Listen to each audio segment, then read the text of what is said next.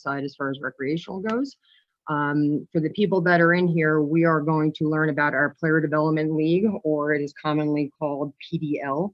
It is for current 2012 and 2013 players. So if you are here and you have a son or a daughter that is a 2011, you are in the wrong place, just so you know. So only 2012s and 2013s. The 2012s will be the incoming U10s, and the 2013s will be the incoming U9 players, if that makes sense.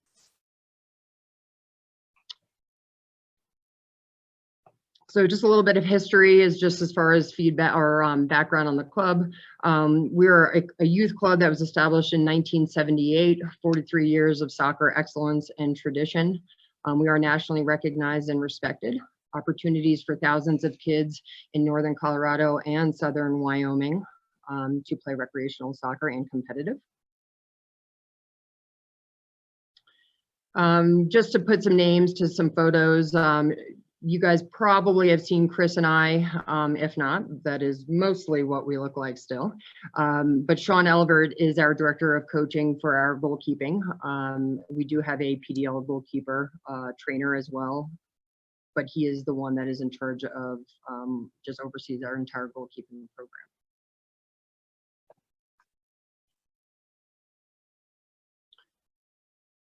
So an overview of the program and what it includes: experienced professional coaches, individual team development plans. These are the two things that Chris and I oversee as far as the coaches go, making sure that each team is obviously getting what they need and making sure that each coach is following the curriculum. Options for competition in CSA's Front Range League, which is the state league, or there is an option to play in our very own historic PDL home league, which we run in-house here. Ability-based team formation for travel teams. Home teams are based on geographic location of where you guys live and or school preference. So if you are involved in our recreational U8 league, for example, or if you've been coming up through the years, it looks a lot like that registration process just as far as recreational goes. You'll get an experienced professional goalkeeper trainer. Team training sessions are run by staff coaches as well as obviously your head coach. You have opportunities for multiple statewide tournaments that are approved by both Chris and I. Ongoing team assessments, that's obviously our conversations that we have with coaches as the season progresses, figuring out what teams need, as well as individual players. Written player evaluations, this is seasonal, so it'll happen at the end of the fall and the end of the spring. We collect these from coaches. As well as you should receive a written player evaluation at the end of each season. We have tech nights where we'll bring out age groups as a whole. This was happening pre-COVID, and we're hoping to bring it back once the world becomes a little bit more open and normal. And then inter-club scrimmages are happening pretty much on a weekly basis. Our philosophy for the league is designed to give players a more consistent level of play, coaching within the recreational division of the club. I think a lot of people are, there's a misconception that it is competitive. PDL is still very much so under the umbrella of recreational soccer as far as the state and US soccer is considered.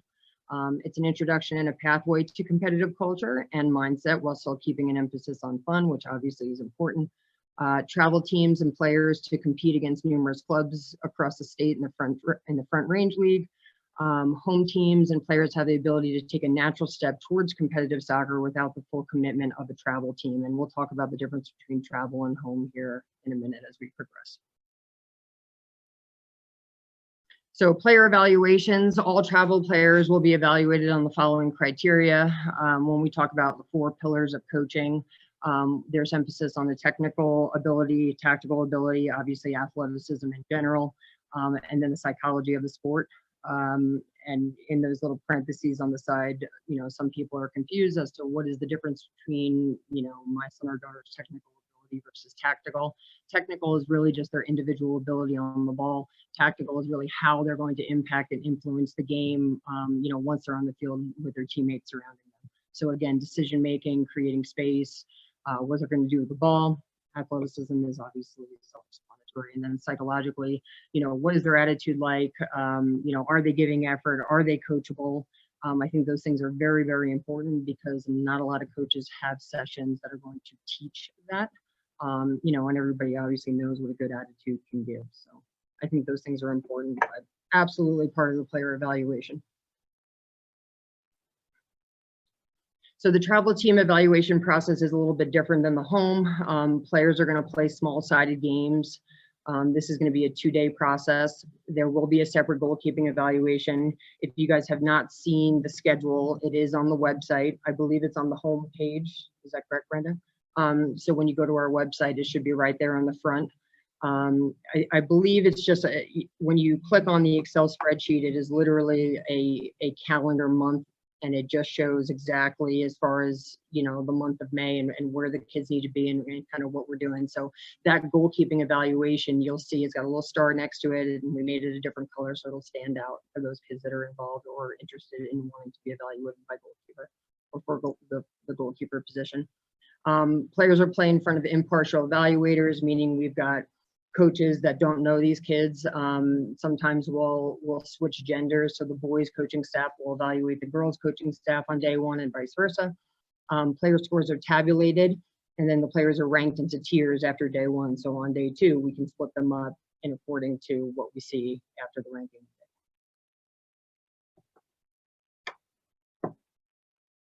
Coaches will meet for player placement pretty much directly after we're finished with that second day, while it's, you know, fresh in everybody's minds. You know, everybody's taking notes and things like that, which I think is important.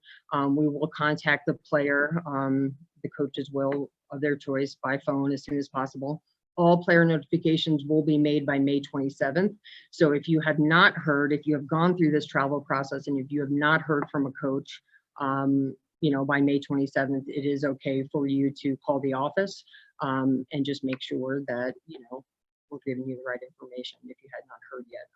A lot of times you are handwriting things, and I know those days are over, but sometimes, you know, if we're not looking and we get a wrong phone number and we're leaving messages, it just turns out that the information that we have just wasn't correct. But if you have not heard by May 27th, just make sure that you give us a call. Any player evaluated for a travel team who is not selected will be guaranteed placement onto a home team.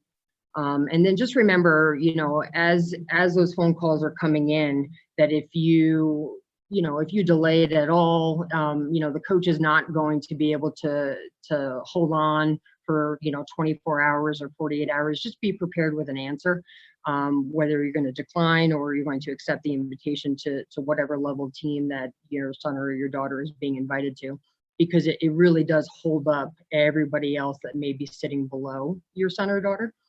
So just be prepared, have a conversation, you know, with your husband or wife, and especially with your child, maybe before you get to these evaluations, and say, what if we end up on this team? What if we get invited to this team? How will I accept it? Do I want to accept it? You know, so this way you are not delaying really anything that's going on, and because it will affect other people. So just be prepared with that answer. So the league structure, as far as CSA, which is our Colorado Soccer Association, CSA, we play in what is called the Front Range League. It consists of travel teams only, and it's broken up into tiers or divisions, and they are called Premier, Gold, Silver, and Bronze. Premier being the top, Bronze being the bottom. Those are ability-based teams, so ability-based leagues. Or brackets within the league. And then our home league consists of home teams only, and there's a boys division and a girls division.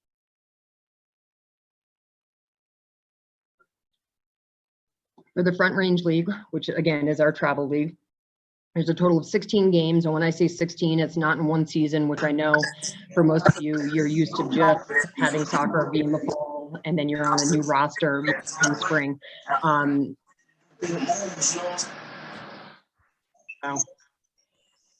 Whoever just came in, and I don't know who that is exactly, but if you can mute your microphone, that would be awesome. So 16 games, 1 year. So it's 8 in the fall, 8 in the spring, which is what you are used to if you are a current U8 player. 8 games home, which would be at the complex, and 8 away. And away could be anywhere really along the Front Range. The fall season begins late August or after Labor Day. There's a little, italic there because all dates are subject to change per CSA. They run the league, they set the dates, so we're, kind of, have to wait for them to put those out. It's never really started after Labor Day, that's for sure. Ends early November. In the spring, league season begins mid-March. There will be games over spring break. I've been doing this a long time. Sometimes there's games on both ends of spring break. Sometimes it's really just the end of spring break. This past year, it was the end of spring break is when we started. So just be prepared for that. And then, 8 weeks later ends mid-May. Tournament play, most home teams play in a minimum of one tournament during each season, which is fall or spring. Travel teams participate in a maximum of 2 tournaments per season, both fall and spring. And that will be something that will be in your team development plan. That is something that both Chris and I will recommend to coaches, as well as what bracket they should enter into. We put a maximum just so we don't have teams playing 40 games in one season. And respect the athlete's right to obviously be a child and be a kid and hopefully go out and do some other things as well as enjoy soccer.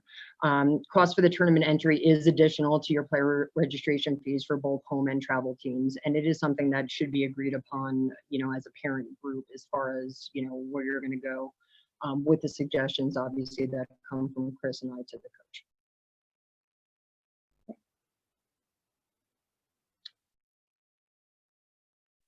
That's okay. So program overview, staff run training sessions, tech nights, which we discussed, or I at least mentioned earlier, age group led sessions by directors, goalkeeping training, opportunities for training or playing up. And what that means really is if we've got a kiddo that is maybe on a second travel team or maybe even on a home team, and they need supplemental training, they need to be challenged in one way or another. We have a pretty good communication train between all of our coaches. So if I'm a second team coach and I've got a player that really needs to be challenged, maybe I contact, the first team coach and say, when do you train? I'd like to have, David come and play on Mondays with my team. It doesn't interfere with my session. And then that kiddo gets what he needs. David is able to go up and have an extra day of training and be involved with the team that is ahead of him to challenge him. That's for any home team and even, from our U10 up into a U11. As far as the staff goes, I think communication is pretty good, as far as getting players what they need and always checking in as far as us as directors, checking in with our coaches to make sure that we are creating an environment that these kids are obviously developing in and also obviously enjoying it. Summer, winter camps, clinics, all these things are optional. I'm sure you guys get a lot of emails from us about a lot of things that you could be doing on your free time. But this summer, we are going to run a 5v5 summer league, and then winter futsal is not something that we did last year because of COVID, but I'm hoping we can bring it back because the program was pretty popular when we first ran. So player expenses, the exact amount is determined by the team coach and parents as part of the process of forming and approving the team's annual financial budget. This is mainly with the travel teams because they are going to tournaments. They typically pick like a team treasurer. And when we say determined by the team coach, they'll put together a budget. And a lot of times if there's equipment that's needed, if you want to rent indoor space, mileage reimbursement for the coach needs to be collected, things like that. Parents will be able to see the budget, approve it, and then obviously you've got those player team fees or expenses, but team fees is typically what it is called. Your total fees include your cost for registration, equipment, uniforms, tournaments, social activities, and like I said, coaches' expenses, which would be mileage reimbursement, and or if you were going to stay over in Colorado Springs, for example, in a hotel or something like that, that would be the kind of coach expense that you would at least anticipate.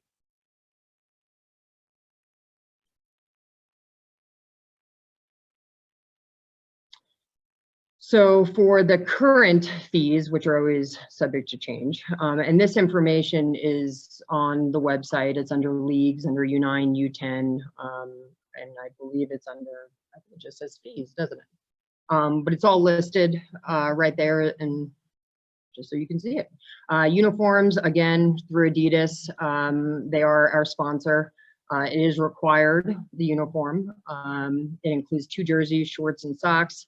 There are optional warm-ups, training kits, backpacks, and all those things. Typically, these kids grow so fast that like a warm-up or something like that, they only really get to wear for a short period of time.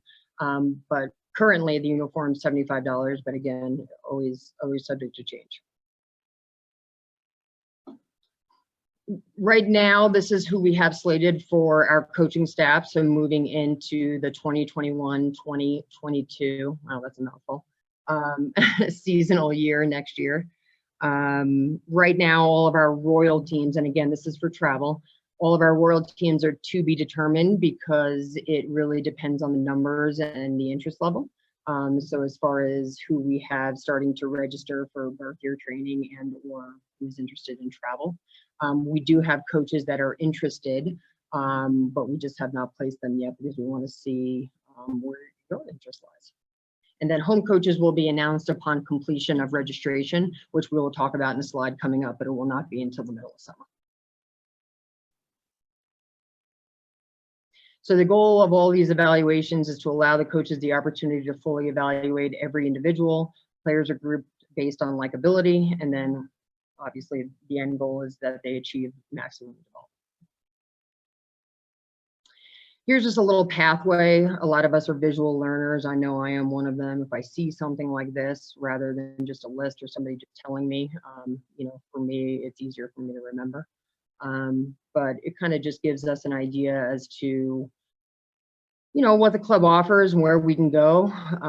You know, you don't have to be a PDL player to be a competitive player at the age of 11. I tell this story to a lot of people, but I didn't touch a soccer ball until I was 11 years old. I played baseball until then, and I had a long, somewhat successful career. So, you know, if a kiddo ends up skipping PDL or really doesn't touch a ball until they're 10, I mean, that seems late these days, but, you know, it's certainly not something to be worried about, as well as it's clear, as you can see with this infograph, that, you know, soccer is obviously for everyone. And, you know, we can recommend playing from age 4 all the way to age 64 here at this club. So there's options for everybody. So for this registration, I'm going to read this, and then Brenda is sitting close to me here. So she may take over, and if you guys have questions, and I can ask Bang or Chris, sorry, if there are any questions in the chat room. But for BYT, registration is all online. There's our website. The cost is $10 for a shirt. All players must register online in advance. Shirts will be provided at the first BYT, which is going to be at Twin Silo. For travel, after teams are formed, players have accepted a spot. A registration link will be sent to you to, I guess, fully register. And then home registration for the home teams will open on May 13th. The registration link will be sent to players and posted on the home page of the website. Did you want to add anything, Brenda?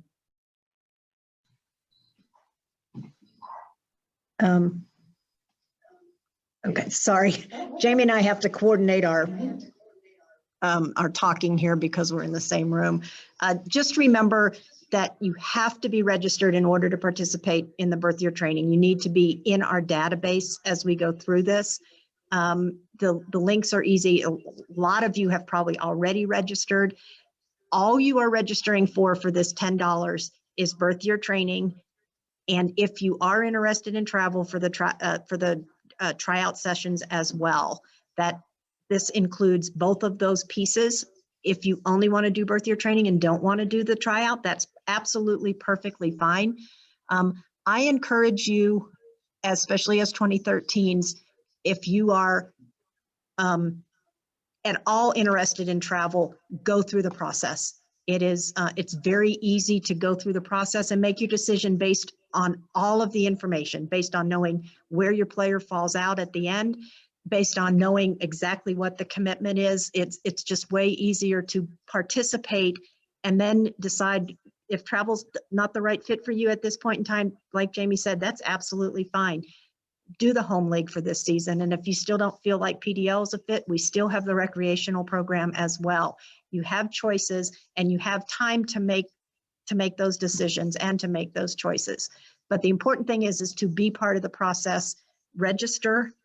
Let us have all your contact info so that as we try to reach out, we've got everybody in there. And that's really important for us. You will continue to get emails from us about the next steps in the process, about the next step for registering for a home team, and then actually the next step for registering for a travel team. Travel players will know what team they are assigned to, and they will select those teams when they register. Home teams, you're just registering for the home program. We will form the teams, and then we will let you know whether you're on the Bobcats or the Hawks or the Rattlers. We'll let you know that in mid to late June. I will turn it back to Jamie. Brenda, Yes. one of the questions that came up is there a place to put shirt sizes on the registration form? Shirt sizes come one size fits all. So I think they're youth mediums for this age group.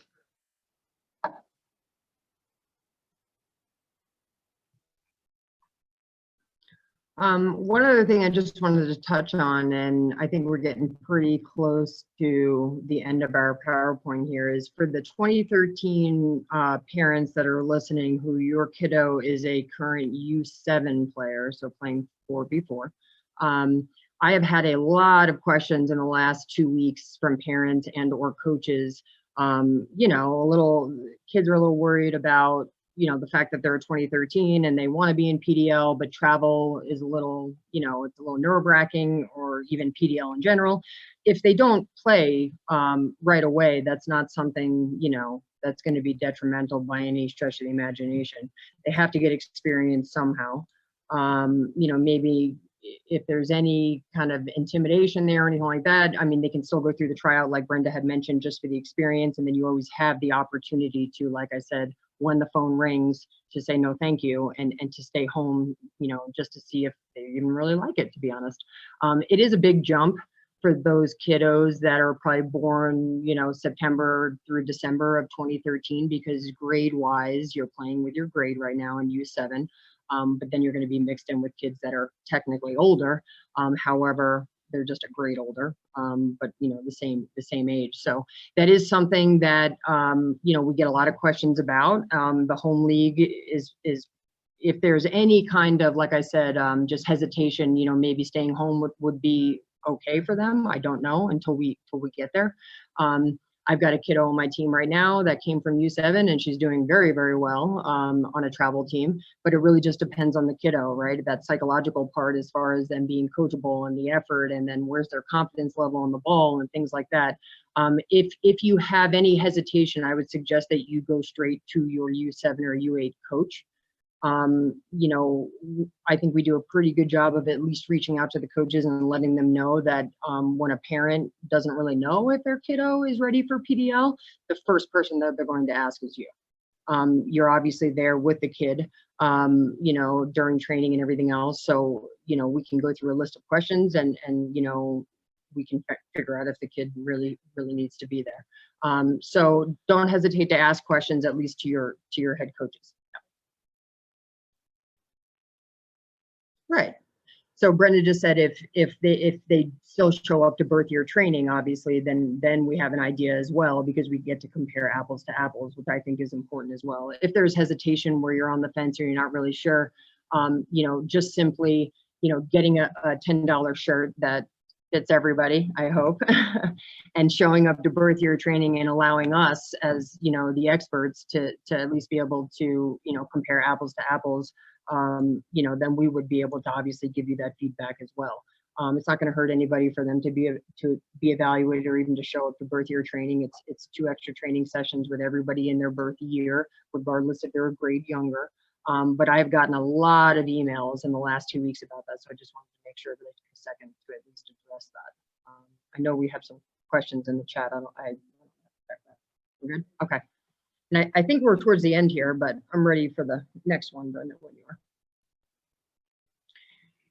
I don't have it. Oh, there we go. Yep. So I figured we were kind of at the end. That is our information as far as, you know, Brenda's email is just office at soccer, Fort Collins, and then, you know, mine is Beamer, and Chris Banghart is, like I said, overseeing the boys side. He's also on this call. You know, if you guys have any questions, any hesitation, if you need more information, we do have an FAQ on our website. I think last year we updated it actually from the questions from the chat, from the Zoom meeting that we did last year. We're just so ingrained in this year after year. I mean, I've been doing this for, I think this is my 15th year, 16th year coaching for the club and overseeing, you know, our PDL program. So a lot of times, you know, I feel like everybody already knows. So I would be more than happy to sit down or to visit with anybody via email and or on the phone. All of our information is on the website on how you guys can reach out to us. So we'd be more than happy to visit with you. If you guys have any questions or any hesitation or really anything to share with us as far as feedback goes as well. Jamie, a couple questions. Go ahead, Chris. Yeah. So first one was how many games are expected for the home teams? That's 8 as well. So 8, well, 16, but 8 in the fall and 8 in the spring. The next question was, what are the locations for travel games? This won't be decided until CSA posts the schedule. But, you know, for your academy, you can travel as far as Colorado Springs. And then most of them are located Denver, Boulder, and then anywhere up I-25 basically. But Colorado Springs is going to be the furthest that we travel. Next question is for Academy and Gold travel teams, what are the yearly expenses or an idea of it? Brenda, I'll let you answer that. So your fees for a travel team are at this time are $415, which is due to the club. Typically, a travel team will collect $75 to $100 per player more per season. A little bit of that depends on how many tournaments the teams attend. If you attend 2 to 4 tournaments during the course of the year, that's probably going to be $100 to $125 per season. And then that, like Jamie said earlier, that includes mileage for your coaches and a few other little things. The biggest expense that the travel teams have beyond the fees that are due to the club is tournament participation. And on that tournament slide, oh, sorry, I thought I could find it real quickly. That is what determines most of the cost, the additional cost that goes into any to the travel teams. The higher travel teams, those Academy and Gold teams, are probably going to do a little bit more tournament wise than like a Royal team would, but you can expect, I would say, $100 to $125 per season to cover those expenses. Okay. Next question was practice commitment during the week. So for our Academy and Gold teams, you're going to train 3 times a week, typically 75 minutes.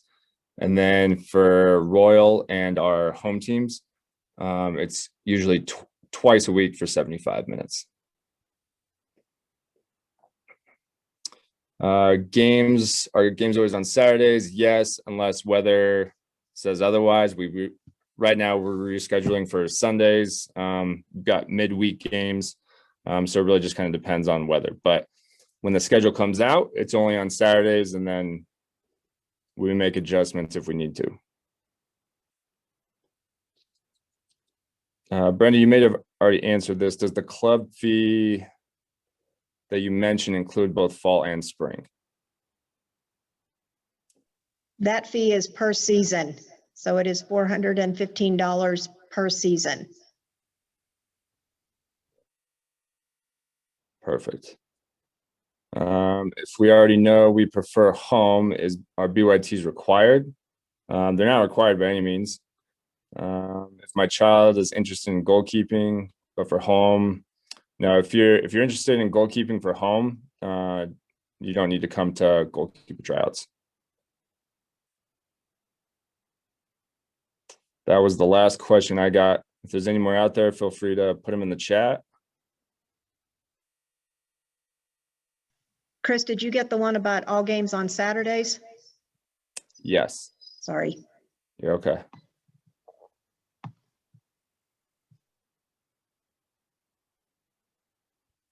Yep, I think that's it.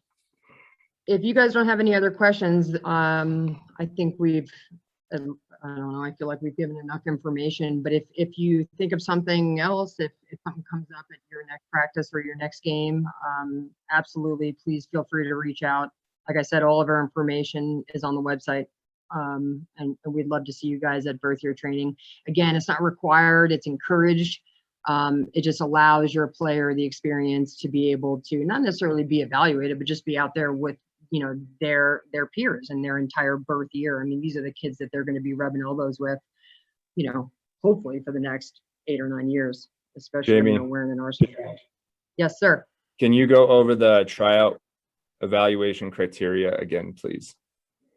Sure. So mainly, and I know Brenda's looking for the slide, what we're really looking for, you know, and how we're going to break it up is not the process, but the criteria. So things that we're looking for, you know, just as far as athleticism, you know, it's pretty easy to see, I think, even if you were an inexperienced coach. But like I was explaining before, just as far as that technical or tactical ability, just decision making. So like, for example, every time you get a ball, you know, you've only got 3 choices, whether dribble, shoot, or pass, right? So how quickly is that player coming to that decision?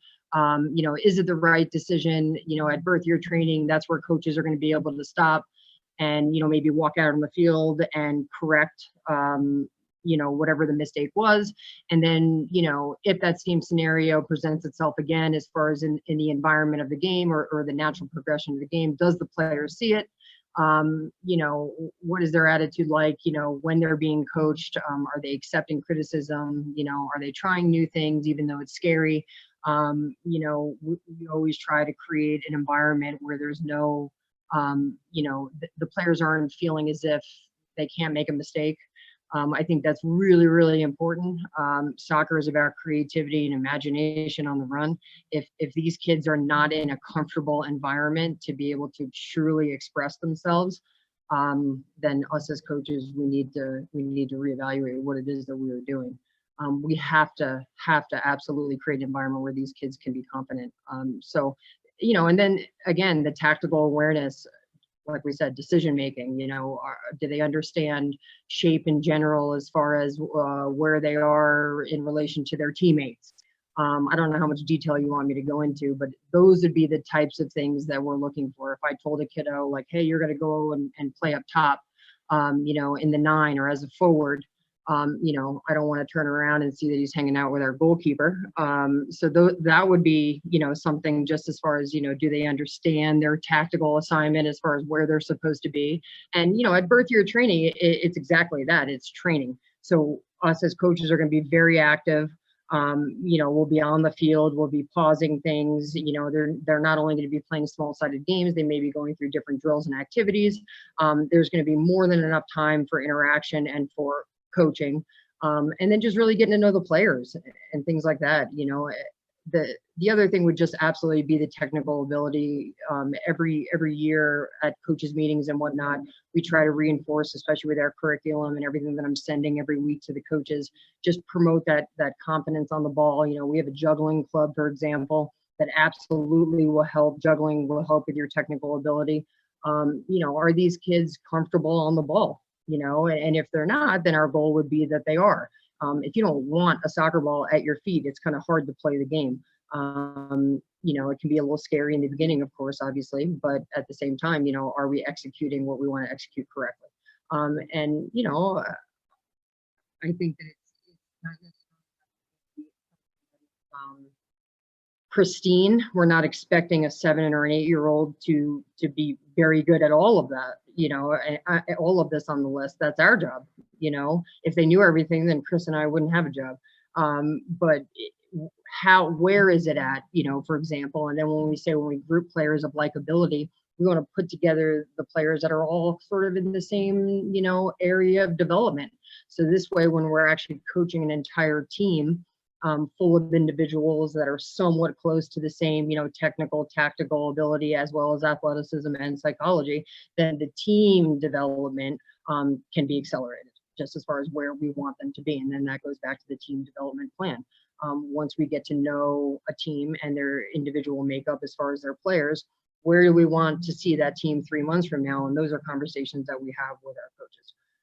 And then it's their job to make sure that they are following the curriculum and following the development plan that obviously we have put together for them. But there's no expectation that these kids have all of this obviously mastered or even close to mastered. But the expectation is that they come with a good attitude, right? All the things that they can control and the fact that they are coachable. We are going to put them in uncomfortable situations that they probably have not been in before. But I'd like to see them at least try, because you never know unless you try, right? So hopefully that answers your question. It's probably longer than you needed as far as an answer goes. You're welcome, Melissa. I saw that one. Anything else?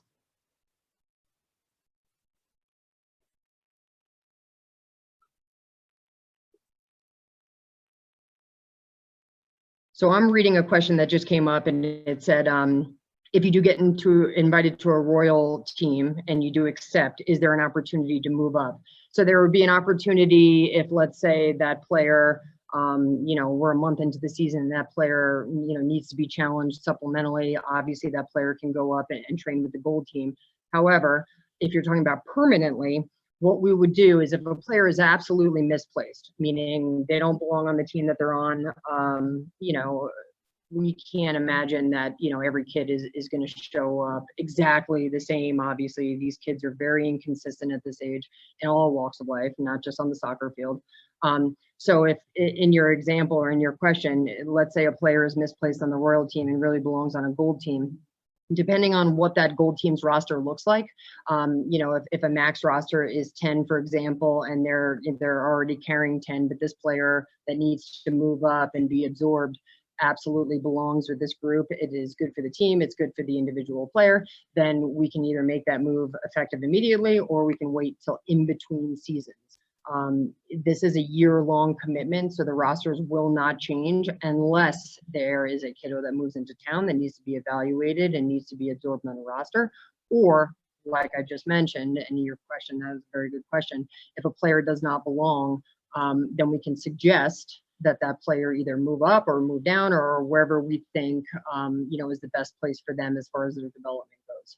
And that conversation usually happens in between seasons, typically after those player evaluations get sent out. And we have our kind of end of the season coaches meeting where we can discuss with our coaches, exactly where we're at with our team development plan. And Chris and I read all of the player evaluations, because we want to make sure that each kid is getting what they need, obviously, but as well as making sure that the team is getting what they need. We don't want to put 12 players on a roster when they're playing 7v7 because the halves are only 25 minutes and everybody wants to play, right? And everybody is guaranteed at least a minimum of half of every single game. Nobody wants to drive all the way to Colorado Springs and have 5 subs. That goes as a coach and or as a teammate or a player, in my opinion. So we try to get it right, through the evaluations, but, it's not a perfect system, that's for sure. We're dealing with human beings and kiddos that for that matter. So I think just communication, again, that's why we think it's so important, within our coaching staffs that we oversee, that they're all on speed dial. It's the constant that we are emailing and texting and collaborating on the field and off the field, because it's about your children and making sure that they're in the right place so they can thrive.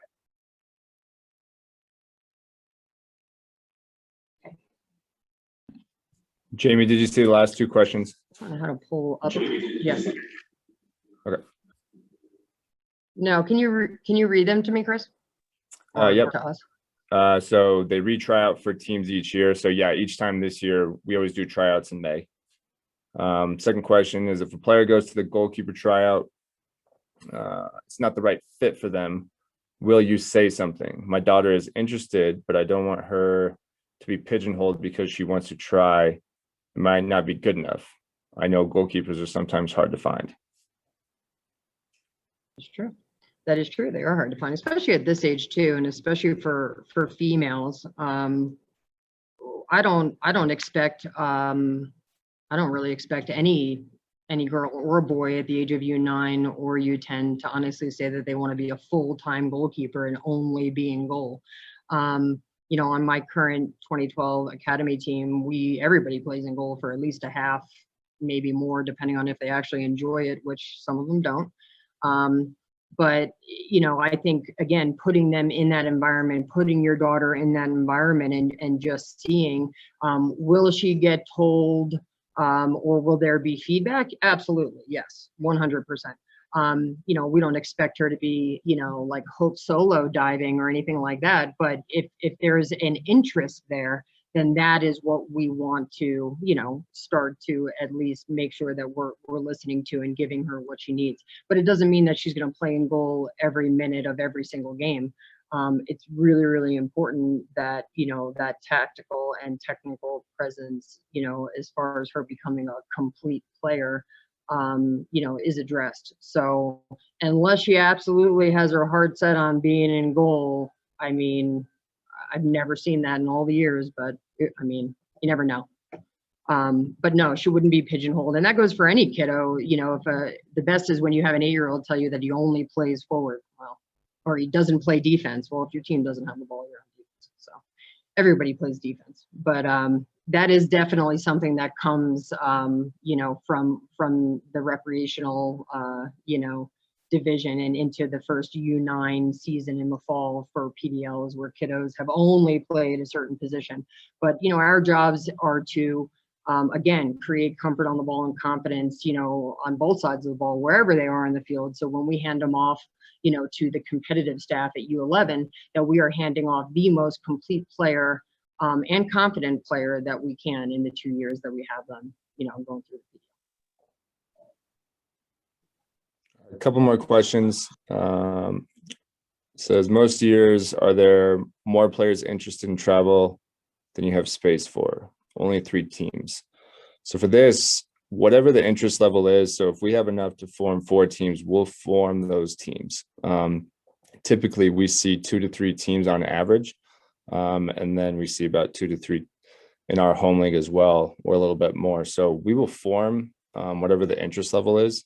We're not going to set ourselves at, you know, 2 teams or 3 teams, but we just put that up there just kind of as an example. But we will definitely form more teams if the interest is there.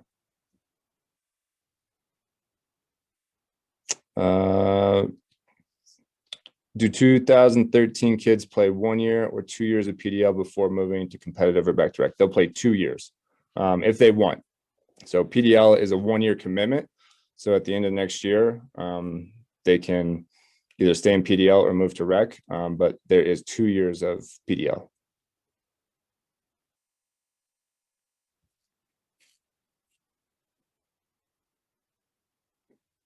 I believe that's the last questions now.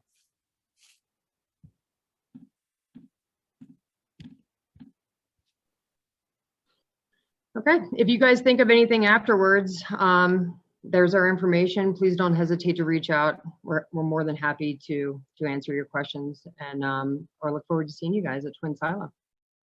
Monday, May 3rd, right? All right, we'll be there. Let us know if you guys have questions, okay? Thanks for your time. We appreciate it.